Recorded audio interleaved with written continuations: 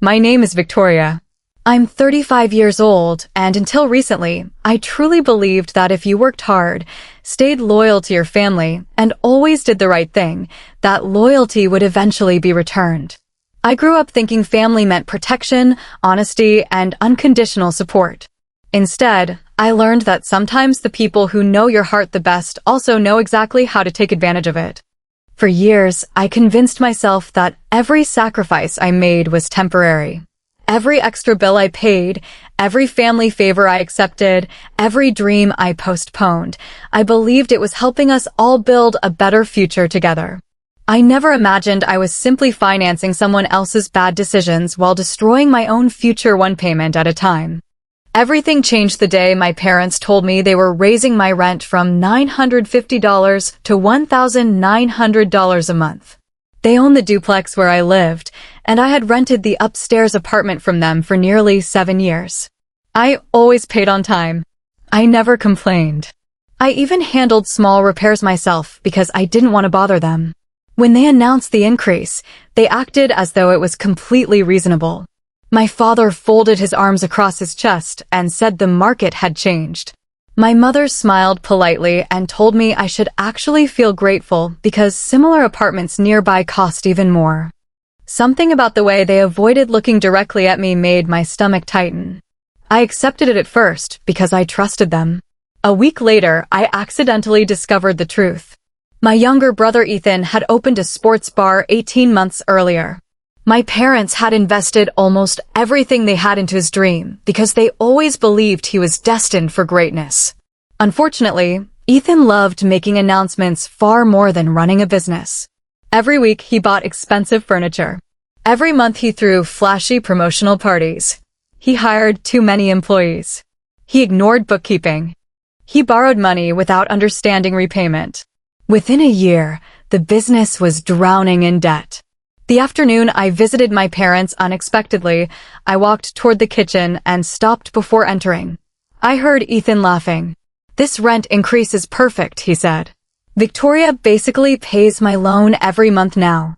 Everyone laughed. My mother answered, "She'll never know. She always does what's expected."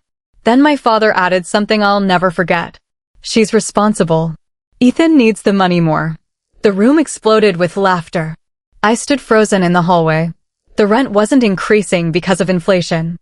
It wasn't because of taxes. It wasn't because of repairs. I was secretly funding my brother's collapsing business. At that moment, something inside me quietly broke. I didn't storm into the kitchen. I didn't scream. I simply turned around, walked back to my car, and drove home. For the first time in years, I looked at my apartment differently. Every wall reminded me of another sacrifice. Every monthly payment represented another piece of trust they had stolen. That evening I opened my laptop. I calculated every payment I'd made over 7 years. Then I researched rental prices nearby. To my surprise, several luxury apartments were renting for almost the exact amount my parents now demanded. If I was going to spend $1,900 every month, why was I living under people who viewed me as their personal ATM? The next morning, I scheduled appointments to view apartments. Within 4 days, I signed a lease for a beautiful downtown apartment with secure parking, a gym, and large windows overlooking the river. For the first time in years, I felt excited about where I lived. I never told my parents. Instead, I quietly packed everything after work over 2 weeks. Friends helped move furniture while my parents believed I was simply working overtime. On the last day of the month, I cleaned every room until it looked better than when I'd moved in. I left the keys on the kitchen counter downstairs with a short note. "Thank you for everything. I found another place." Nothing more. No accusations. No arguments. No explanations. 3 hours later, my phone exploded. 23 missed calls. 9 voicemails. Dozens of text messages. My mother demanded to know where I was. My father insisted I couldn't simply leave without discussing it. Ethan texted only one sentence.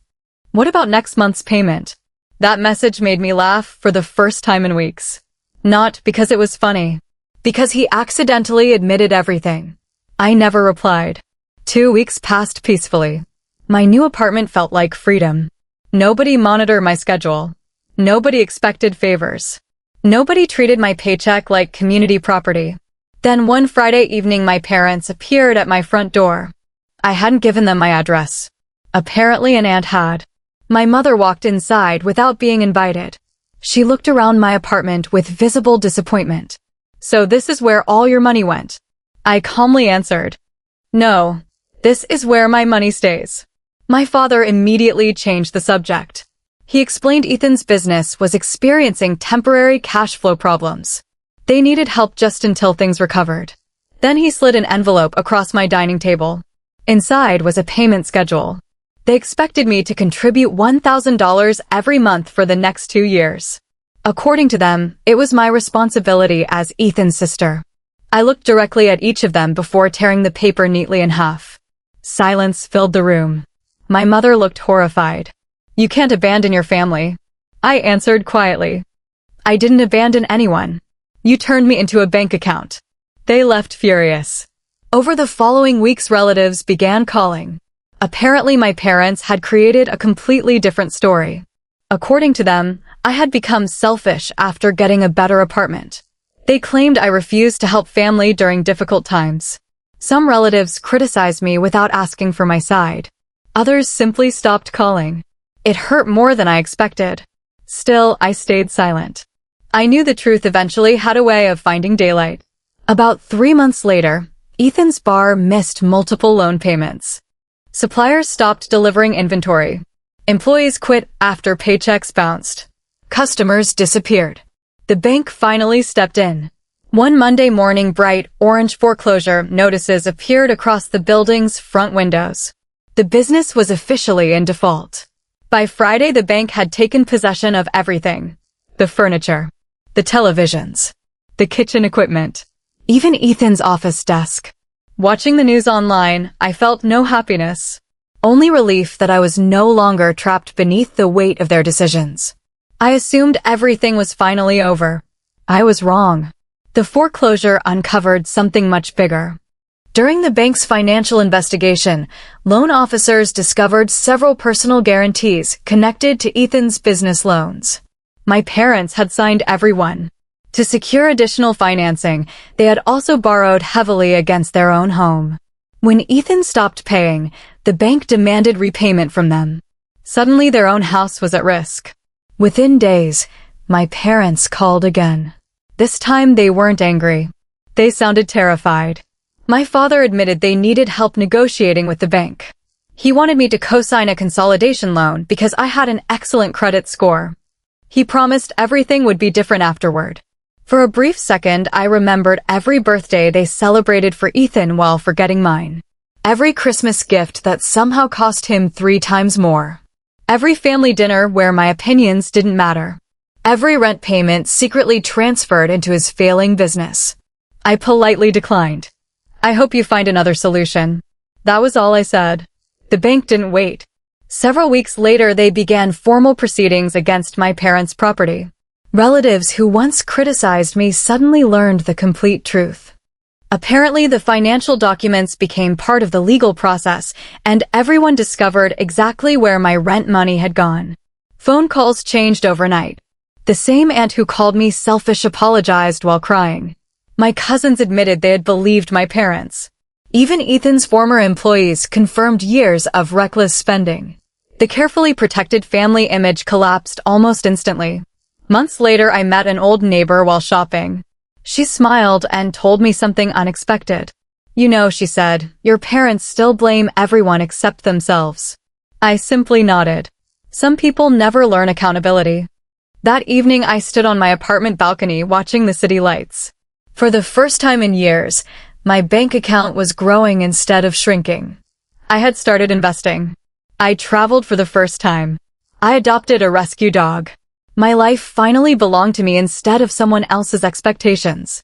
Looking back now, I don't regret leaving. I regret staying as long as I did. Love should never require financial exploitation.